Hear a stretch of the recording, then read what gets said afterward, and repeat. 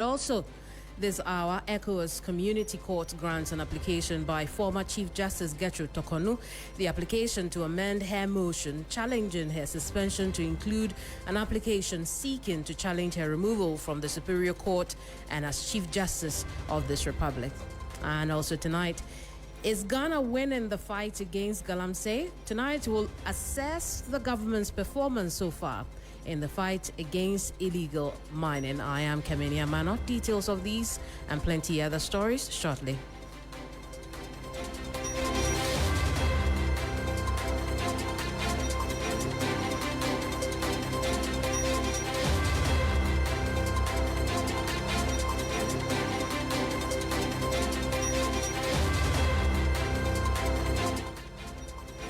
If you're just joining us, this is 392.7 FM's Hotedition with me, Kemini Amanor. Coming up now is the news summaries with Nurah Mohammed. How are you doing? Hi, Kemini. You're welcome to the news summaries on Hotedition. First in the summaries, the president of the China Chamber of Commerce in Ghana, Tang Hong, has warned Chinese nationals living and working in Ghana to strictly abide by the country's laws and desist from engaging in illegal activities, including illegal mining. According to him, the contract, irrespective of its terms, must conform to the basic requirements of state law so that the right protection of the main actors in the surrogacy contract are upheld, being the intended parent, the surrogate, and the baby. On the back of that, President John Dramani Mahama has reiterated his commitment to the fight against illegal mining, widely known as Galamsey, stressing that he will continue decisively and without fear or favor. According to him, the contract, irrespective of its terms, must conform to the basic requirements of state law so that the right protection of the main actors in the surrogacy contracts are upheld. Now, traders at the Brekum Central Markets of the Bono region are crying over an act of fraud perpetrated on them by a group of fraudsters. The fraudsters have managed to make away with millions of Ghana cedis with no trace. The traders, who are mainly women, numbering over 200 at the Central Markets and Sinase Markets, paid different sums of money for loan processing, ranging from 250 Ghana cedis and 500 Ghana cedis, with hope of getting loans amounting to 5,000 to 10,000 Ghana cedis respectively. Now, on Friday, January 30, 2026, the Bono Regional Coordinating Council hosted the official signing of performance contracts involving municipal and district chief executives, municipal and district coordinating directors, and human resource managers. Delivering his speech, Joseph Adai Akwabwa, the Bono Regional Minister, underscored the importance of collaboration between the national and regional levels, as the signing marked a significant step towards enhancing decentralization and local governance.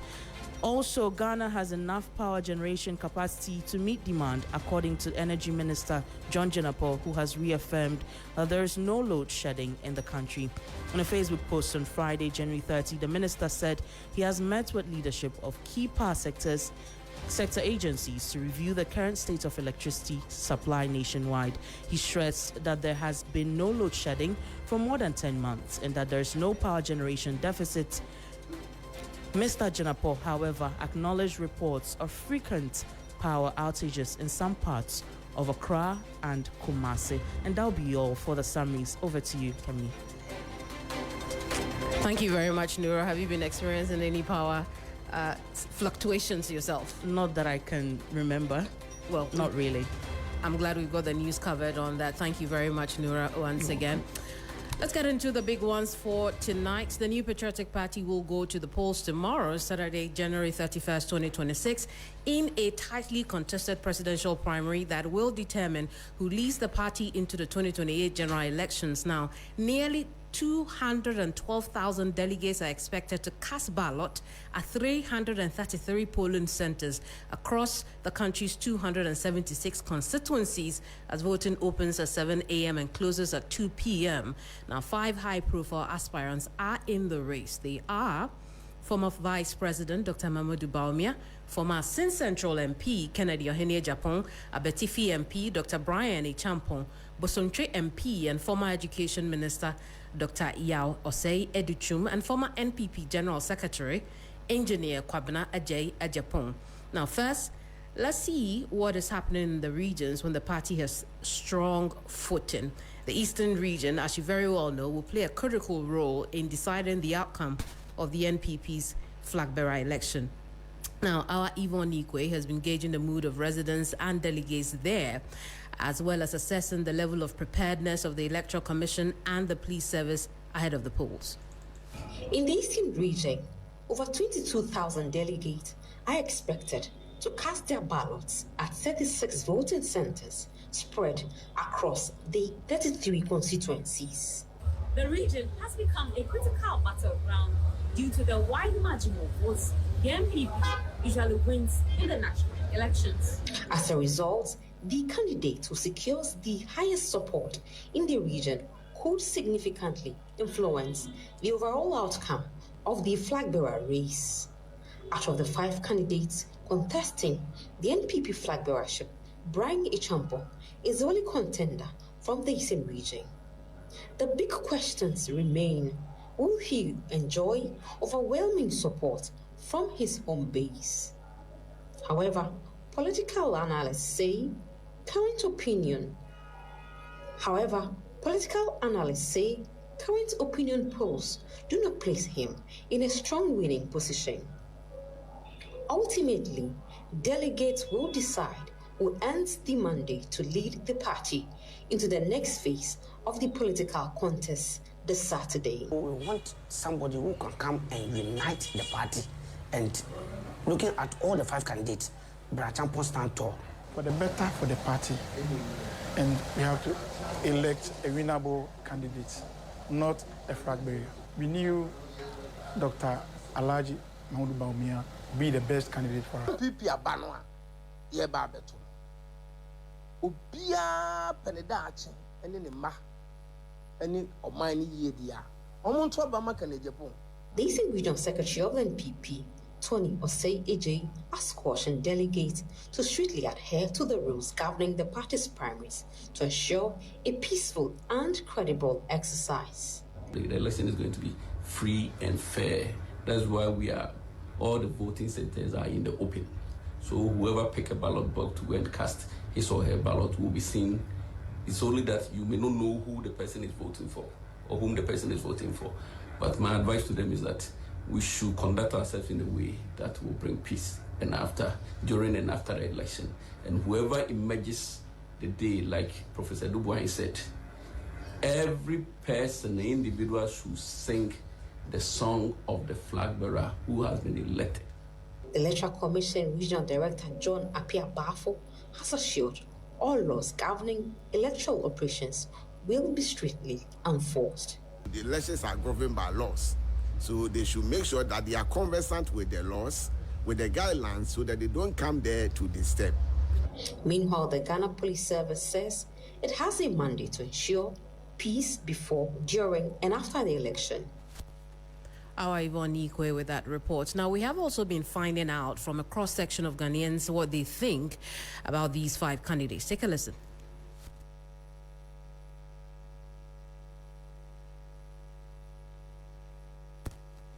I mean, still lead the party. But, you know, when Kennedy go to the top, and when Kennedy becomes a president one day, maybe when things are not going on, I mean, no one can control Kennedy because we know how he is. He's a man of himself, and sometimes he doesn't listen to anyone. He takes in action whatever he likes. For me, my view is Dr. Bawumia will lead NPP to 2028 victory because he's credible. He's very, very credible. And in fact, as a party, you can't even change your candidate just like that. Whoever you bring, I don't know how you are going to market him, so I think I'm going for Dr. Bawumia. They maintain one. We are MPP. Me have full MPP. But some I'm for the bomb. Me boni be 3,000 demati. E be to MPP. Sisu bi o se den. Some of the bomb. Me boni be 3,000. Oh mati. E be to MPP. We are one opposition den. Me your president manager. Oh cycle. Number 2 market. One more. We go the force. Enti amon fa Kennedy ama. Wo nipa be mpem ensa. E be to no. Oh wow. Yeah. E be to MPP. Ghana ya try judge anye you tell lawyer, who for do, you tell economist, you pay businessman, When America, a businessman, China president, Odidra, Odidini, and say, Obi Odidra, everybody Ghana. So, Operation manager is telling NPP that if they do not bring Kennedy Japan, he is going to marshal some 3,000 people to vote against the NPP. What's the name? What's the name? Where do I kuku ano kwa Baumiani ya to abanamano. Number 3. Yame watching. Obia kwa tuma Baumia number 3. Ya tone dada. Yempe ibia. Okay. She says Baumia is a candidate you can sell. Yentuma Baumia. Yenja ema me pe Baumia samne say. Canada Japan first no. Ni ohunu say oye enipa. Ba se say ni kasa mu ni ye mu no. Ame ye hunu say Sabe, you need to be and the Casa and go NPP anymore. Who do you want to be voted for? Kennedy Japan. Why Kennedy? Kennedy, or sending Yuma, our bay. Campaign, and we are the same. Then come to Aba. Obiso about more Juma. Obiso say about our decata, or more Ganakan.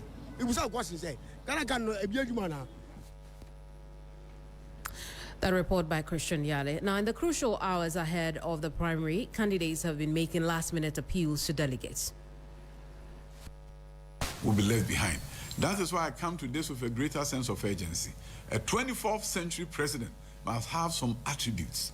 An attribute where you really know what it takes to transform a country. We've looked at the case of Singapore. Transformation through industrialization with a strong STEM-based education regime. Singapore did it. China, under Deng Xiaoping, decided to embark on transformation. After visiting Japan, he came back to China. They began to transform education.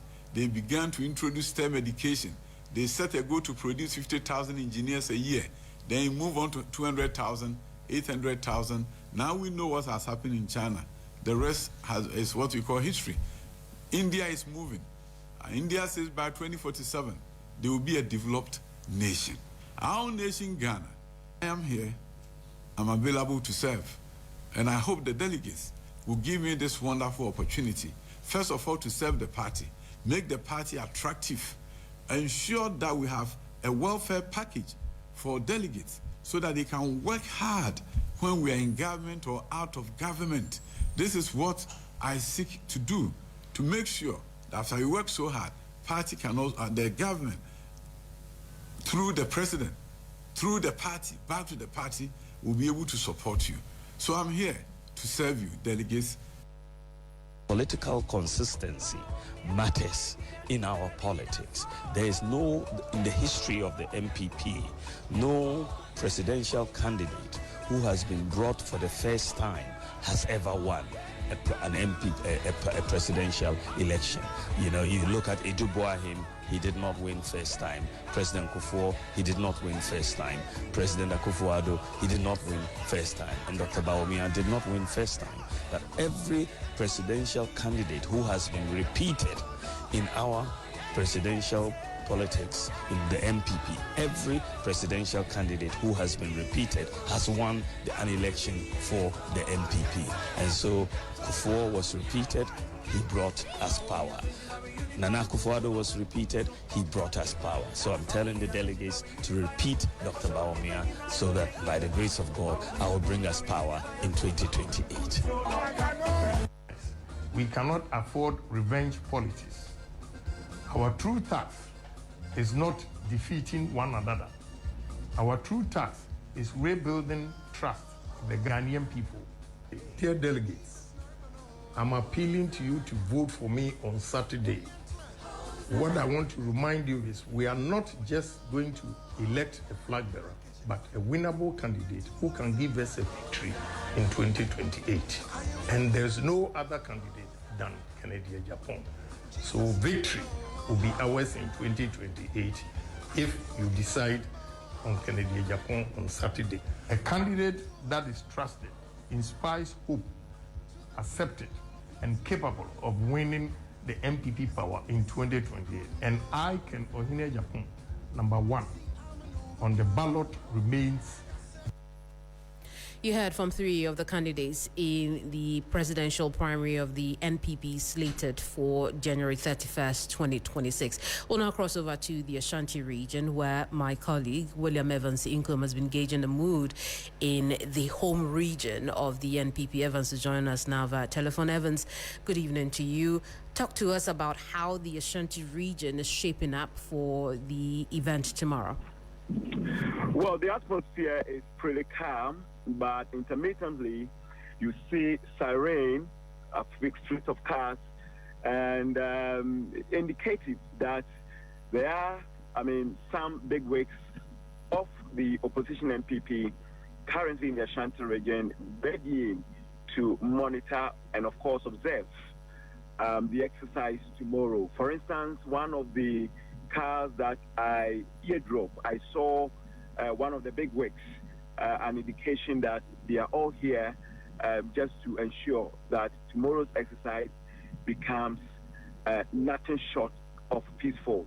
The security is also ready. Per their posture, they are ready to also offer security. As far as what the IGP said, that the police is ready to offer nothing short of absolute security to ensure that there's some level of sanctity as far as tomorrow's exercise is concerned. In the Ashanti region, we are expecting an excess of 36,000, exactly 36,626 delegates across 47 constituencies to vote. So here in the Ashanti region, it's pretty calm. We are all waiting for tomorrow. Evans, hang in there for me. We're also joined by Musa Dankwa, who is Executive Director of Global Info Analytics. Musa, thank you so much for joining us here on Hotedition. Thank you very much for having me. Very well. I'll finish with Evans and then I'll come to you. Evans, talk to us about the number of candidates, the number of delegates who are voting in the Ashanti region this time. Right. So the delegates were supposed, let me put it this way. The gross figure is 37,188, but 562 are currently deceased. So we're expecting 36,626 delegates to vote across 47 constituencies in the Ashanti region. Every constituency, or each constituency, is a center. So, for instance, if you come to the Asoka constituency, they have only one polling center that the delegates will be queuing to cast their vote. So that is how the whole thing looks like. Evans, we'll leave it here. Thank you so much for your time. Evans Inkom is our Ashanti region correspondent.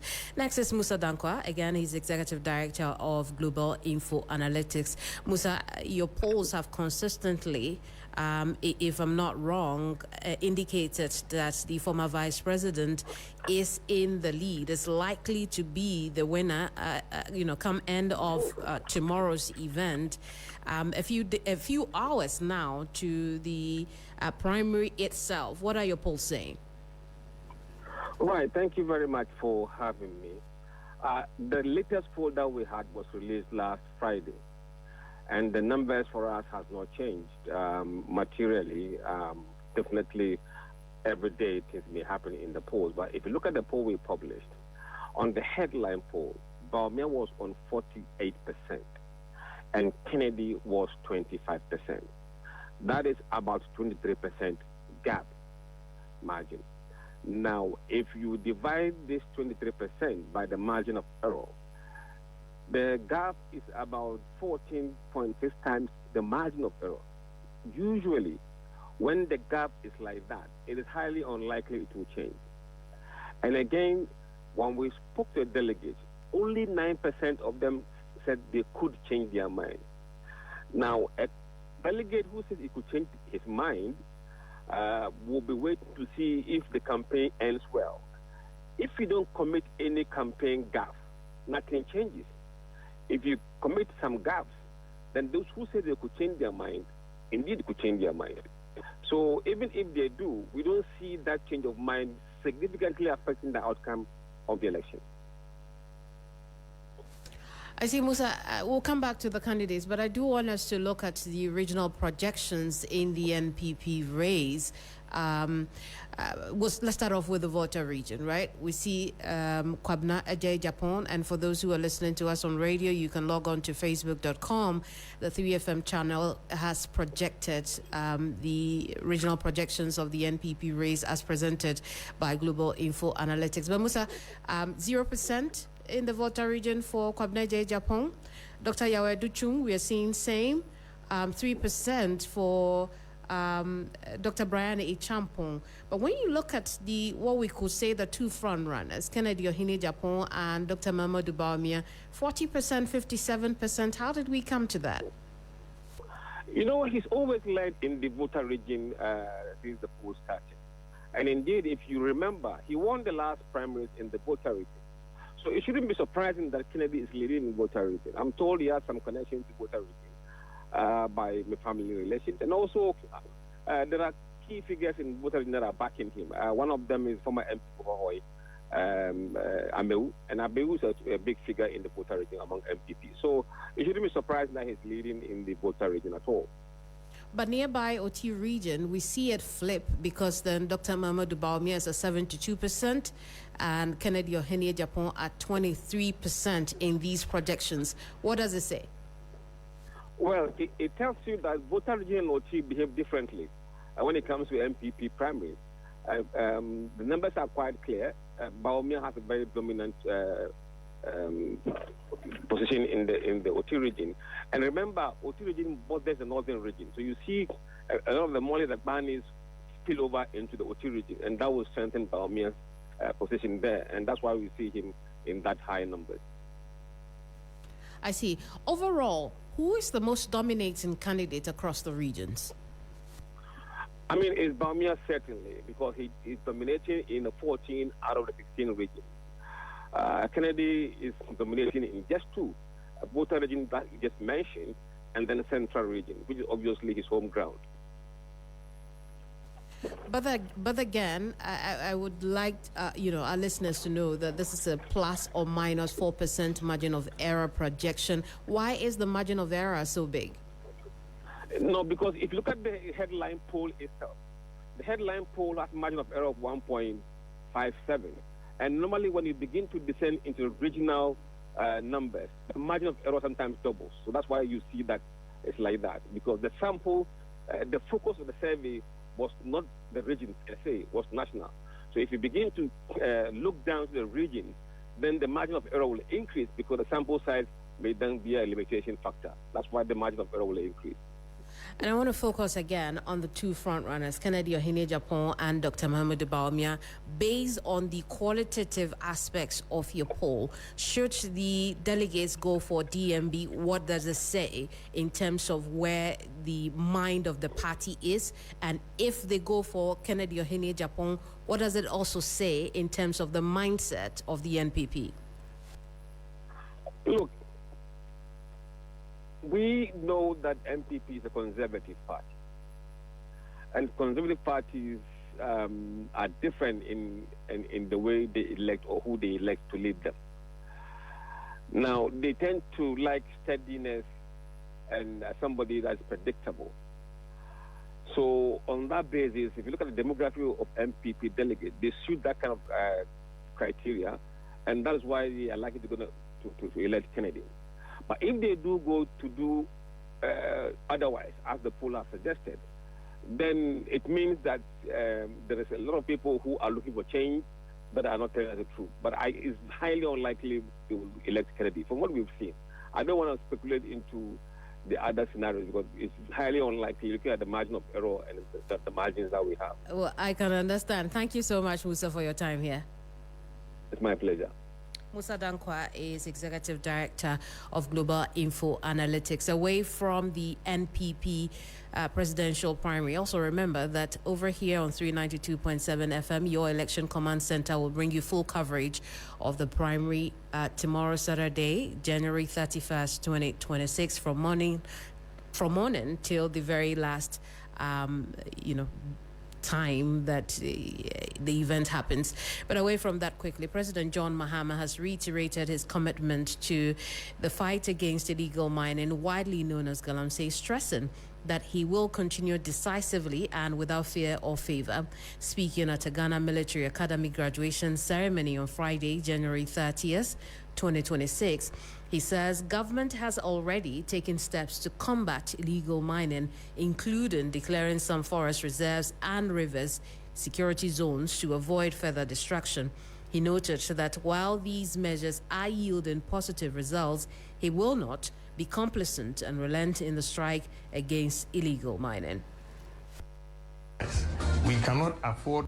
Distinguished guests, the security environment in our sub-region remains complicated and volatile. Violent extremism, terrorism, and transnational crime continue to pose serious threats, particularly along our northern border. Globally, the rise of non-state actors and asymmetric warfare has reshaped the nature of security challenges.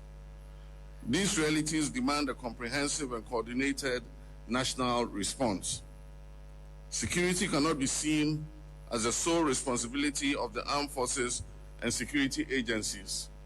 It is a shared national duty. Citizens, communities, traditional authorities, civil society, and government must work together to protect the peace and stability we all so cherish. I therefore urge all Ghanaians to remain vigilant and security conscious in safeguarding our nation's peace.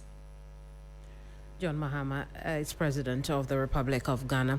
We'll bring in now Awula Sewa, who is the National Coordinator for Eco-Conscious Citizens. Awula, I appreciate your time this evening, but the President is reiterating his commitment to fighting illegal mining. It's 2026. We know the efforts that were put in 2025. What are your thoughts? Well, good evening to you and your listeners. I mean, we thank the President for wanting to fight illegal mining.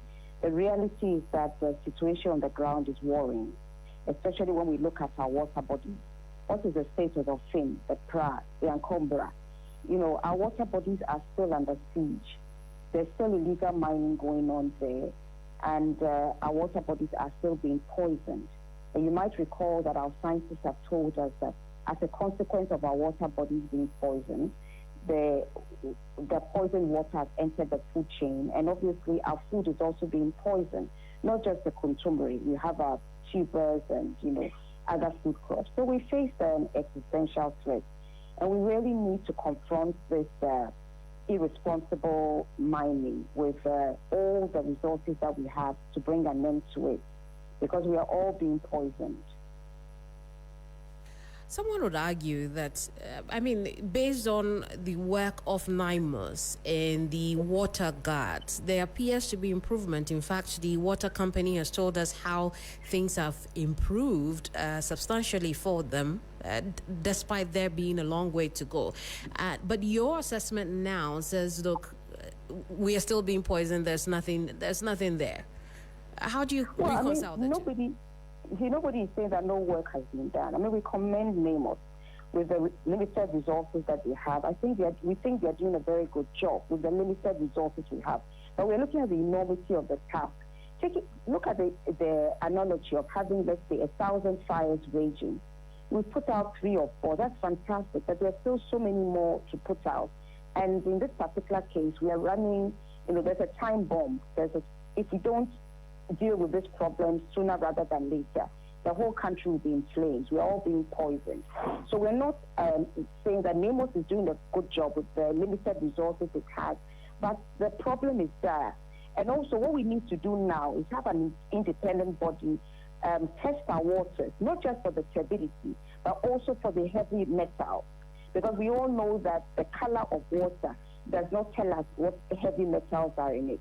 For example, we know that arsenic, cyanide, mercury do not have a color. So even if the water is clear, it doesn't mean that it's free of these very harmful substances. So we need to have our water bodies analyzed, let's say every month, by an independent body, so we really know what is the true lay of the land.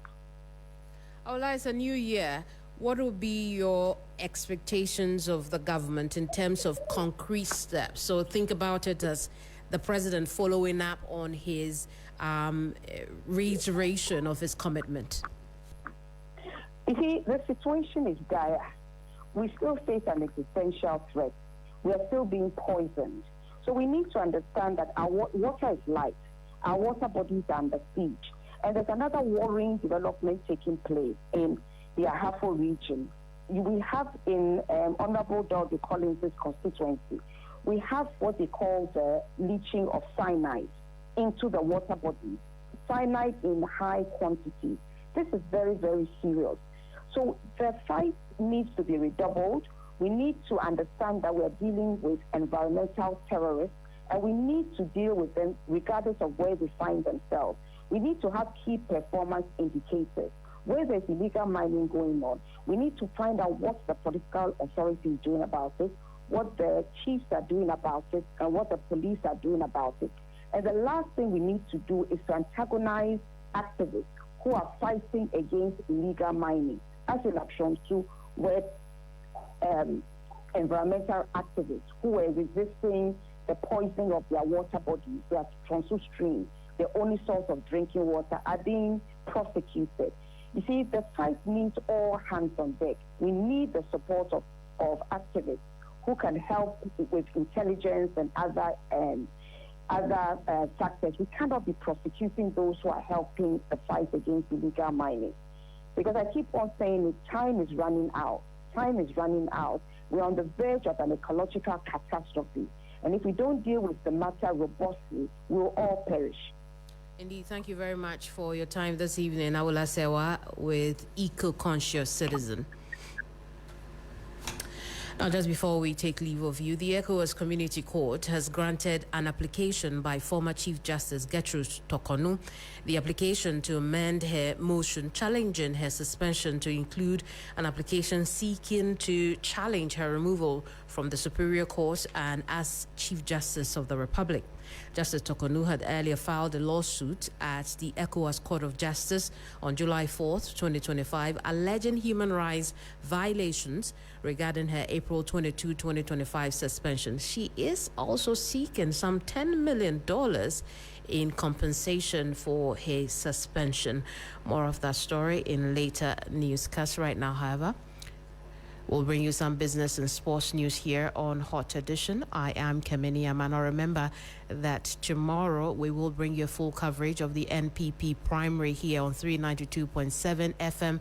Your election command center returns to the airwaves. Bye-bye.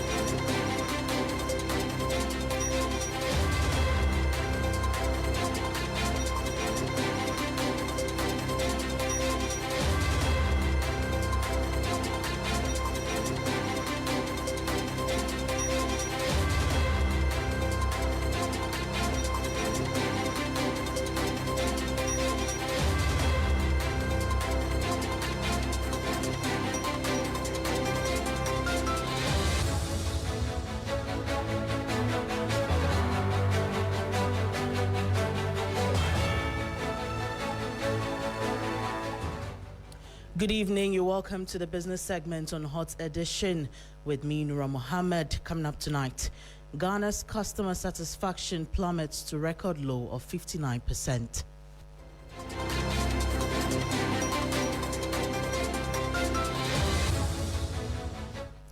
Ghana's customer satisfaction plummets to record low of 59%. Ghana's overall customer satisfaction score has fallen sharply, dropping from 72% in 2024 to 59% in 2025, according to the latest Ghana Customer Service Index. The report assessed customer experience across 11 key industries, using indicators such as trust, professionalism, competence, ease of doing business, process efficiency, and customer-focused innovation. The following 3 Business News Desk report has more. The insurance sector emerged as the best performing industry with a satisfaction score of 71%, followed by the banking sector at 61%. As the bottom of the rankings was the telecommunication sector, which recorded a 53% score despite being one of the most digitized sectors of the economy. The survey analyzed feedback from more than 5,000 customers across Accra, Kumasi, and other regions. It found that trust remains the most important driver of customer satisfaction across all sectors. Within the banking sector, Stanbic Bank recorded the highest satisfaction score at 76%, followed by EcoBank with 64%. In hospitality, Aqua Safari remained the top performing brand with an 81% rating, although this was down from last year. Utilities ranked among the top 4 performing sectors, with Ghana Water Limited emerging as the best performing utility. In the public sector, the Ghana Revenue Authority led the rankings, followed by SNET and the Food and Drugs Authority. The institute says organizations must improve service quality and build stronger customer-focused cultures to restore public confidence. And that was a 3 Business News Desk report on Ghana's customer satisfaction plummeting to record low of 59%.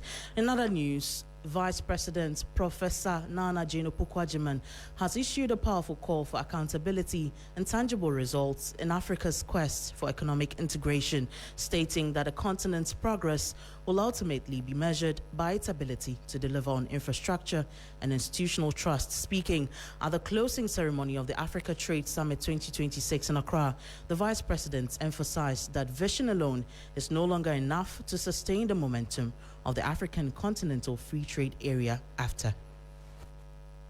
When our vision is assessed in the future, it will be judged by whether infrastructure projects were completed within a reasonable time and cost, whether firms scaled or remained competitive, whether trade was cost-effective, faster and predictable, and whether institutions retained trust. Acknowledging the effort, coordination and leadership currently driving the continent, the Vice President warned that maintaining this momentum requires deliberate, interconnected investments. First, intra-African trade. Second, an industrial policy that supports priority sectors, builds skills, and embraces sustainable production. Third, infrastructure and connectivity. Fourth, innovation and technology. And finally, institutional capacity and governance. President of the Democratic Republic of Sao Tome and Principe, Carlos Villanova, urged African leaders to shift their fundamental approach to development. Too often, we have treated infrastructure as an object to be built rather than a system to be made to work. Every year of delay compounds lost competitiveness, lost employment, and lost confidence. Chair of the Advisory Board of African Trade Chamber, Sam Jonah, observed that the African Continental Free Trade Area is not merely a trade deal, but a shield against a collapsing global economic order. We must implement AFTA as our unbreakable shield, turning inward to unleash our inner empire. We must wake up, Africa. The new world demands defiance, not deference. Industrialization surges not through frantic frenzy, but through fierce focus. The African Trade Summit 2026 themed around financing, industrialization and market integration wrapped up after 2 days of high-level dialogue aimed at turning policy into measurable industrial outcomes. You heard Vice President Professor Nana Jane Opoku-Agyeman observing that execution, not just vision, will define Africa's trade future. That'll be all for business news on Hotedition. For more business stories, please check our website at throughnews.com. I am Nurah Mohammed. Up next is sports with Andrews Sefa.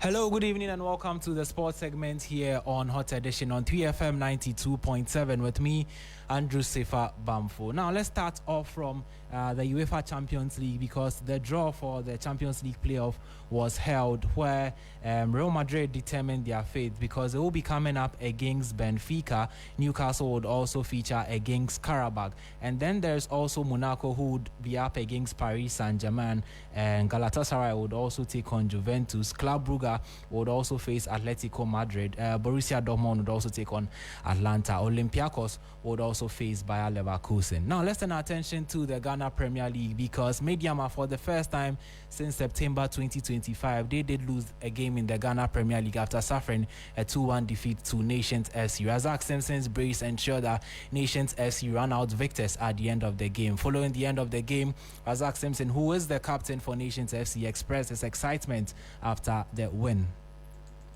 Oh, I'm really happy. I'm really happy. Like, I'm overwhelmed because looking at this season, like, things has not been the same as last season or last 2 seasons. So as a captain of this nation, I'm a little bit worried, but I know what my boys can do, and I know what the coach that has come also can do. So I just give thanks to God. And so that was Razak Simpson, Nations FC's captain, speaking. Also, there was Ibrahim Tanko, who is the head coach for Mediama. He also shared his thoughts after his side lost for the first time since September 2025, ultimately bringing an end to their 17-game undefeated streak in the Ghana Premier League. The defeat now means that Aduana SC can close the gap further on Mediama if they are able to win their game at the weekend. Ibrahim Tanko also expressed his disappointment after the defeat. And we, after the first goal, definitely we allowed them to take every ball, second balls, all the second balls they won. So, and the pressure was too high, and I don't know why, but I mean, this is a game. Anyhow, you are going to lose a game, but I think here is very painful. Okay. And so that was Ibrahim Tanko speaking about how painful it was to lose to Nations FC. And also the victor, that is Frimpong Manso of Nations FC, expresses excitement after beating Ibrahim Tanko's Mediama. I think you can see the atmosphere around the stadium. I think we needed these points, and I think we worked very hard for it. It's not something that came by chance. We worked very hard for the win. Yeah. Before the game, I told them about a certain situation, and then it happened. So I was reminding them that this is what I was telling you. But then they were all confident. I mean, it was early, but we didn't want it to have effect on us. So we calmed our nerves and then tried to go for the game. So for me, I think it was a very nice win. And so that was Nations FC head coach Frimpong Manso speaking. Now, the victory for Nations FC now means that they have moved up to 8th in the Ghana Premier League standing on 27 points. Just by way of update of how the top 4 looks, Mediama are still top of the Ghana Premier League with 43 points, followed by Aduana FC, who are second with 35 points. Asante Kotoko are third, also on 35 points. Accra Hearts of Oak also fourth with 35 points, making the top 4 of the Ghana Premier League. Now, before we go, let's move to the world of tennis because Novak Djokovic will meet Carlos Alcaraz in the Australian Open final after both players came to 5-set epics to maintain their respective bids for history on Extraordinary Day in Melbourne. The 38-year-old Djokovic will have his latest shot at a record 25th major triumph, the sole ununified ambition of his illustrious career after the Serb came from behind to beat two-time defending champion Jannik Sinner 6-3, 6-4, 6-4 at 1:30 local time in Melbourne. Spain's Alcaraz also earlier came to 6-4, 7-6, 7-5, 6-7, 3-7, 6-7, 4-7, 7-5 after an enthralling 5 hours and 27 minutes against Alexander Zverev, also to make the final, bringing an end to Hotedition here on 3FM 92.7. Join us same time next week for more updates in the world of news. My name is Andrew Sifa Bamfo.